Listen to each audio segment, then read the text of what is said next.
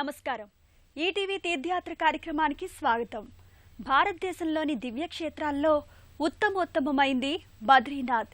హిమాచల్ ప్రదేశ్ హిమవన్నగాల్లో సాక్షాత్తు శ్రీమన్నారాయణుడు తపస్సు చేశాడట. అటువంటి దివ్య భూమిలో సంచరించినంతనే మానవుల పాపాగ్ని చల్లబడిపోతుందట. పుణ్య భావజాలదారులు జాలువారతాయని భక్తులు విశ్వసిస్తారు.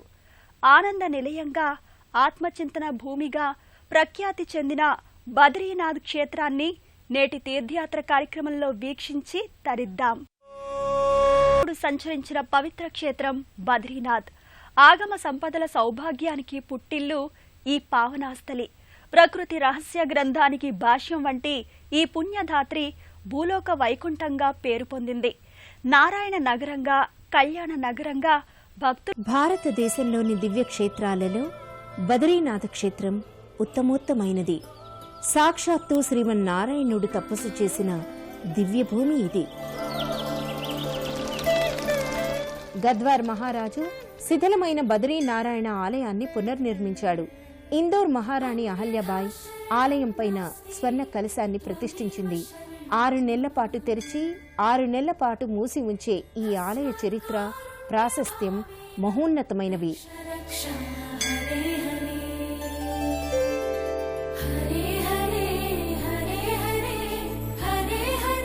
6 నెలల దేవతలు 6 నెలలు మానవులు పూజించే బద్రీనారాయణ క్షేత్రం భారతదేశంలో ప్రథమ చతుర్భుజ ఆసీన నారాయణ క్షేత్రంగా వినుతికెక్కింది. బదరీ క్షేత్రం వైశాల్యాన్ని బట్టి స్థూల బదరీ, సూక్ష్మ బదరీ, అతి సూక్ష్మ బదరీ, శుద్ధ బదరీ అని పిలుస్తారు.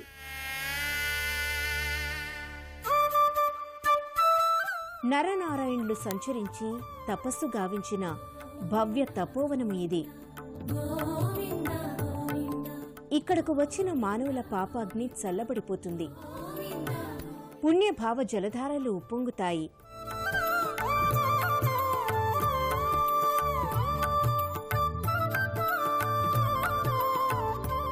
అనేక పౌరాణిక గాథలకు, వేద తత్వ రహస్యాలకు, ఆగమ సంపదల సౌభాగ్యానికి బద్రీనాథ క్షేత్రం పుట్టినిల్లు.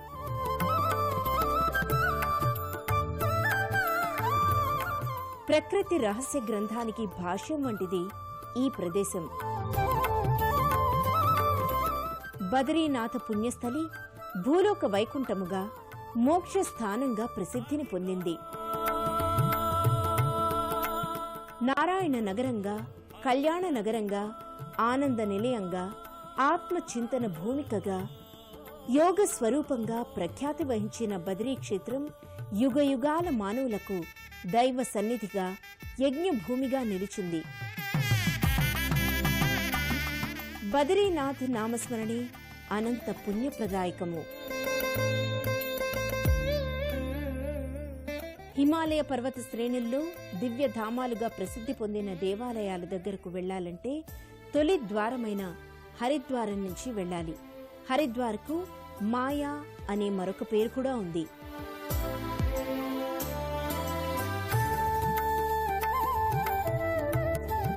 హరిద్వార్ నుంచి 322 కిలోమీటర్లు, హృషికేశ్ నుంచి 298 కిలోమీటర్ల దూరంలో దర్శనీయ బద్రీనాథ్ దివ్యధామం నెలకొని ఉన్నది.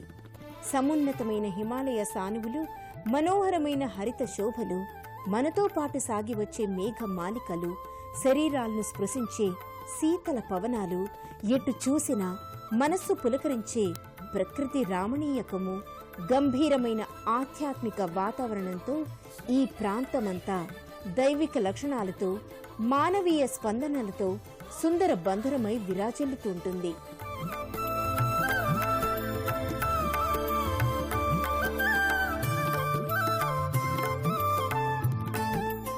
బద్రీనాథ్ యాత్రకు వెళ్లే వారంతా ఎంతో ఆనందంగా, అపూర్వమైన అనుభూతులతో శ్రీమన్నారాయణ నామాన్ని జపిస్తూ పయనమవుతూ ఉంటారు.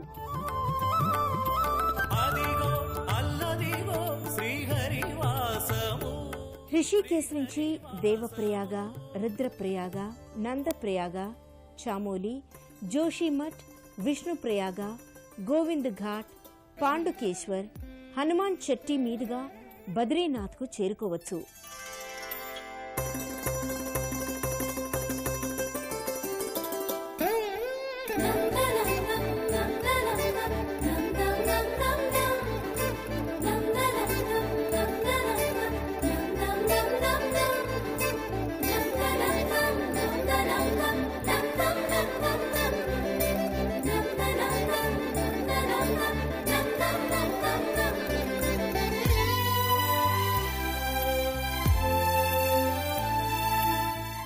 ఒకవేళ కేదార్నాథ్ నుంచి వచ్చినట్లయితే గుప్త కాశీకుండ్, ఊఖీమఠ్, చోప్తా, చామోలి, జోషిమఠ్ మీదుగా బద్రీనాథ్కు రావచ్చును.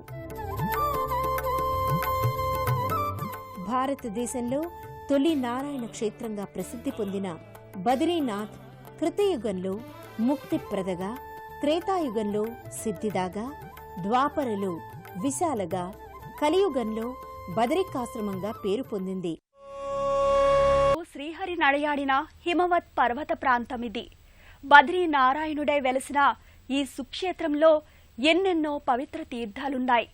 అలకానంద నది, తప్తకుండం, దండదారా తీర్థం, నారదకుండం, దాని ఒడ్డిన పంచశిలలు, ఇలా ఎన్నెన్నో దర్శనీయ స్థలాలున్నాయి. వాటి విశేషాలు తిలకిద్దాం. బదరీనాథ ఆలయ పరిసర ప్రాంతాలు హిమ ఆచ్ఛాదనతో, సహజ జలధారలతో పరమాత్మ తత్వాన్ని అర్థం చేసుకునే గురుకులంగా, మహర్షుల జ్ఞానానికి ప్రతీకగా కనిపిస్తూ ఉంటాయి.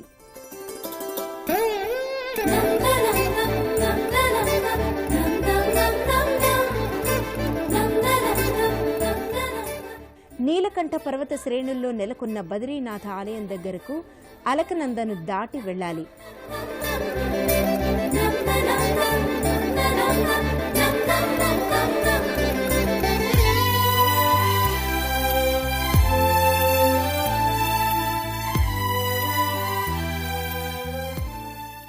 బదరీనాథ ఆలయం నుంచి దూరంగా వెండి శిఖరం వలె మెరుస్తూ హిమంతో కూడుకున్న నీలకంఠ పర్వత శిఖరం నేత్ర పర్వంగా భక్తులకు కనిపిస్తుంది.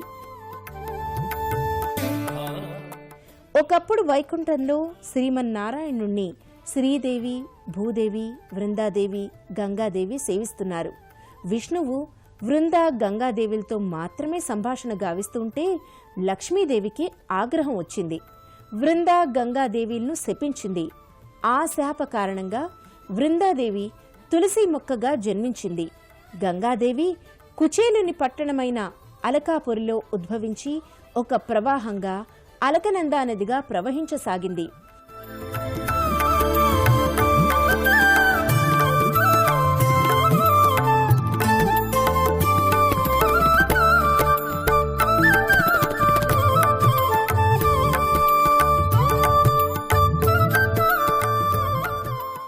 సాక్షాత్తు గంగగా భావింపబడే అలకనంద బదరీ క్షేత్రాన్ని స్పృశిస్తూ వేగంగా ఉరవళ్లు తొక్కుతూ దేవప్రయాగ దగ్గర గంగోత్రిలో సంగమిస్తుంది. అలకనంద తీరాన పవిత్ర బదరీ క్షేత్ర దర్శనం సర్వపాపహరణం.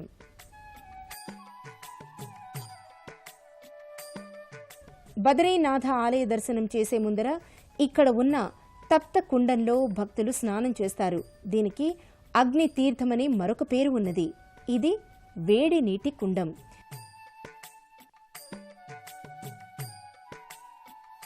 ఈ తప్త కుండంలో భక్తులు స్నానం చేసి, దానాలు చేసి జీవితాలను ధన్యం చేసుకుంటూ ఉంటారు. తప్త కుండానికి దగ్గరలోనే అలకనంద ఒడ్డున ప్రసిద్ధమైన నారద తీర్థం ఉంది. దీనినే నారద కుండం అని కూడా పిలుస్తారు. ఇక్కడే పుణ్యాన్ని ప్రసాదించే పంచశిలలున్నాయి. అవి నారదశిల, గరుడశిల, మార్కండేయశిల, నరసింహశిల, వరాహశిల. శంఖాకారంగా ఉన్న శిల మీద కూర్చుని విష్ణువును గూర్చి తపస్సు చేసి ఆయన అనుగ్రహాన్ని నారదుడు పొందాడు కనుక దీనిని నారదశిల అని అంటారు. హిరణ్యకశ్యప వధానంతరం నరసింహస్వామి ఉగ్ర రూపంతో ఇక్కడకు వచ్చి చల్లని అలకానంది నదీ జలాలలో కూర్చొని శాంత రూపాన్ని పొందడం జరిగింది. ఇంకొక ప్రక్క వరాహశిల కనిపిస్తుంది.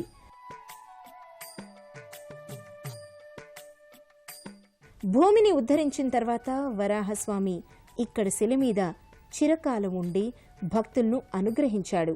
ఈ దివ్య శిలలను దర్శించడం వల్ల నాగభీతి, అపమృత్యు భయము, దీర్ఘ రోగాలు, జలగండాలు తొలగిపోతాయి. భక్తి ప్రపత్తులతో యాత్రికులు వీటిని దర్శించి పూజించి ఆలయం దగ్గరకు పయనమవుతారు.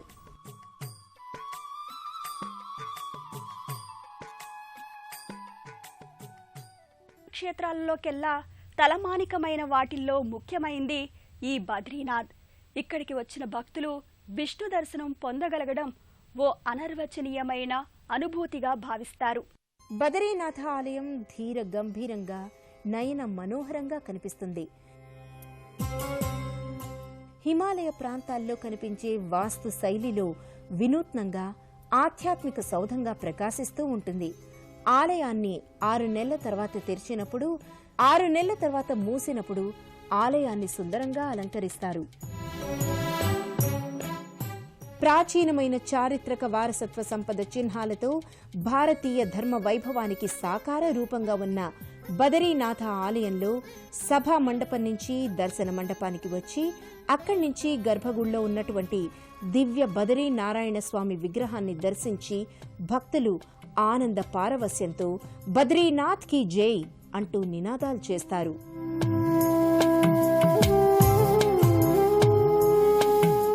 పవన మంద సుగంధ శీతల హేమ మందిర శోభితం శ్రీ నికట గంగాభాత నిర్మల శ్రీ బద్రీనాథ విశ్వంభరం అంటూ ప్రార్థనలు చేస్తారు. శ్రీమన్నారాయణుడు తాను తపస్సు గావించిన ఆదిమ యుగం నాటి రూపంతో, శ్యామ వర్ణంతో, చతుర్భుజాలతో, స్వర్ణ ఛత్ర ఛాయలో బద్రీనాథునిగా అలౌకికమైన ఆధ్యాత్మిక ప్రశాంతిని భక్తులకు అనుభూతం గావిస్తూ ఉంటాడు. నారదాది మహర్షుల ప్రార్థన మేరకు బదరీ నారాయణుడు దివ్యమంగళ విగ్రహంగా యుగయుగాల నుంచి భక్త వాత్సల్యంతో ఇక్కడ కొలువైయున్నాడు. నరనారాయణుల విగ్రహాల ప్రక్కనే శ్రీదేవి, భూదేవిల విగ్రహాలు, నారద, ఉద్ధవ, సుదర్శన చక్రాలు ఉన్నాయి. గరుత్మంతునికి ఇక్కడ నారాయణుడు అష్టభుజాలతో దర్శనమిచ్చి తన ఆత్మతత్వాన్ని ప్రబోధించాడు. దక్ష ప్రజాపతి కుమార్తె అయిన మూర్తిదేవికి ధర్ముని వల్ల నరనారాయణులు జన్మించారు. తల్లిని శ్రద్ధగా కుమారులిద్దరూ సేవించారు. సంతసించిన జనని వరం కోరుకోమన్నది. తపస్సుకు అనుజ్ఞ ఇమ్మని ఇద్దరూ ప్రార్థించారు. ఇష్టం లేకపోయినా తల్లి అనుమతి ఇచ్చింది.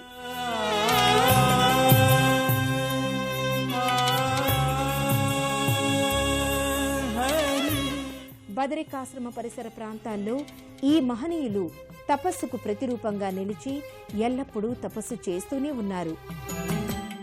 నారద మహర్షి కారణంగానే నారాయణుడు ఈ క్షేత్రంలో నెలకొన్నాడు. అలకనందా నదికి ఒడ్డున ప్రసిద్ధమైన బ్రహ్మ కపాల తీర్థం ఉంది. 5 ముఖాలు కలిగిన బ్రహ్మదేవుడు సృష్టి కావిస్తున్నప్పుడు ఒక అపురూప సౌందర్యవతిని సృష్టించాడు. ఆమె సరస్వతీదేవి.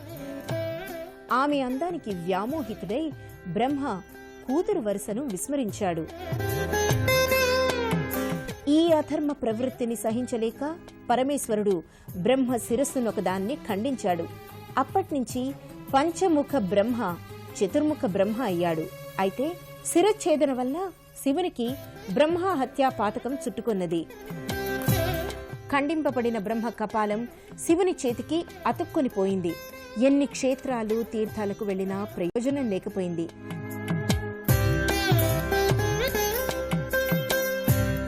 బదరీ క్షేత్రానికి వచ్చిన వెంటనే బ్రహ్మ కపాలం మహేశ్వరుని హస్తం నుంచి ఊడి పడిపోయింది.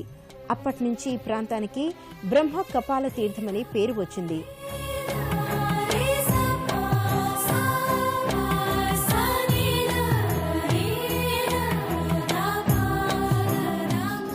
ఇక్కడ పితృదేవతలను ఉద్దేశించి చనిపోయిన వారి కోసం చేసే శ్రాద్ధ, పితృకర్మలు అఖండమైన పుణ్యాన్ని కలుగజేస్తాయి.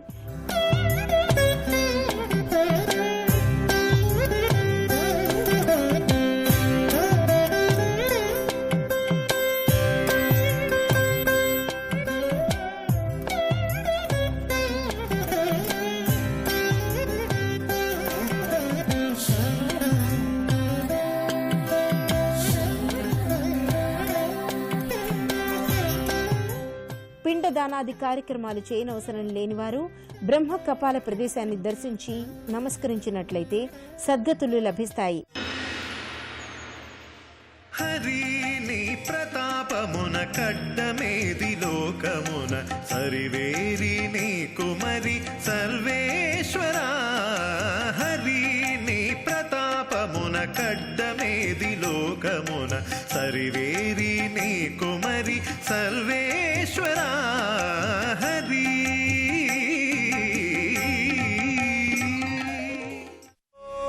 భావించే పరమ సుందర క్షేత్రం ఈ బద్రీనాథ్. భక్తి, ముక్తి, ఆధ్యాత్మిక సంపదతో పాటు మానసికోల్లాసాన్నిచ్చే ప్రకృతి సౌందర్యంతో కూడిన దివ్య క్షేత్రం ఇది.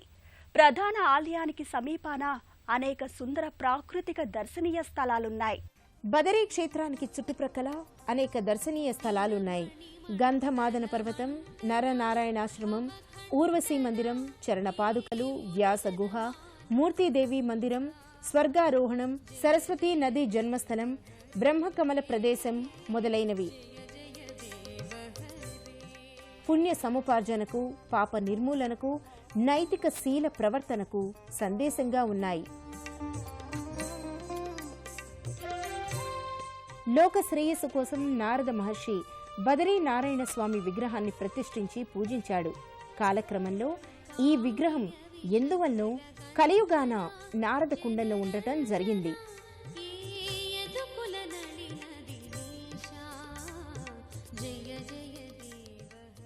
శంకర భగవత్పాదులు ఈ విగ్రహాన్ని ఉద్ధరించి పునఃప్రతిష్ఠించి కేరళ దేశానికి సంబంధించిన నంబూద్రి పాదులను అర్చకులుగా నియమించాడు. నాటి నుంచి ఈనాటి దాకా ఈ సంప్రదాయమే కొనసాగుతున్నది. బ్రహ్మచారులే అర్చకులు. ఇక్కడ అర్చకుణ్ణి రావల్ అనే పేరుతో పిలుస్తారు.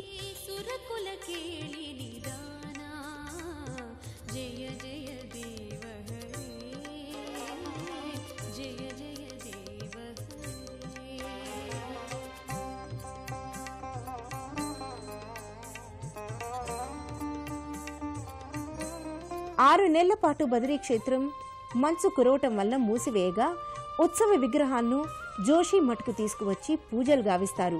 వైశాఖ మాసంలో పునః ఆలయం తెరిచినప్పుడు వైభవంగా నారాయణ స్వామిని తిరిగి బదరీ ఆలయానికి తీసుకువెళ్లి వేంచేపు చేస్తారు. ఆలయంలో అభిషేకం, మహాభిషేకం, గీత దర్శనం, గీత గోవిందం, హారతి మొదలైనవి భక్తుల కోసం నిర్వహిస్తారు.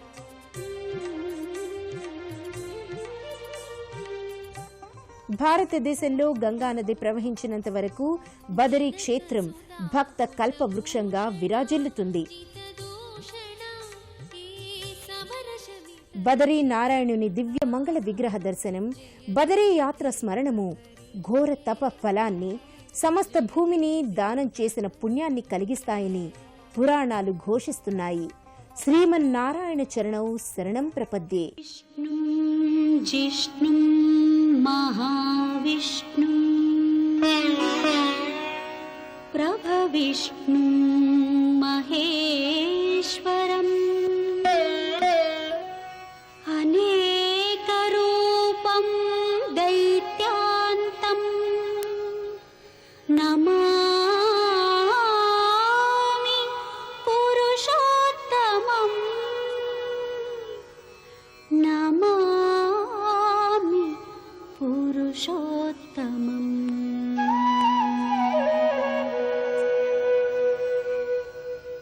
అనేక పుణ్యతీర్థాలు, ప్రకృతి రమణీయకతల మధ్య నెలవైన బద్రీనాథుని దర్శనం బహుజన్మల పుణ్యఫలం. బద్రీ నారాయణ్ణి కరుణాకటాక్ష వీక్షణాలు మనందరి మీద ఉండాలని కోరుకుందాం. రేపు మరో తీర్థయాత్రలో మళ్ళీ కలుసుకుందాం.